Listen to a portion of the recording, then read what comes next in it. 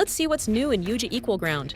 EqualGround now automatically writes accessibility fixes back to supported CMS platforms and Google Workspace, eliminating manual updates and re-uploads. The new Quick Wins dashboard highlights the most impactful accessibility issues and provides guided fixes to improve site-wide compliance faster. Bulk AutoPilot lets institutions automatically remediate large batches of documents across websites, SharePoint, and DocHub libraries.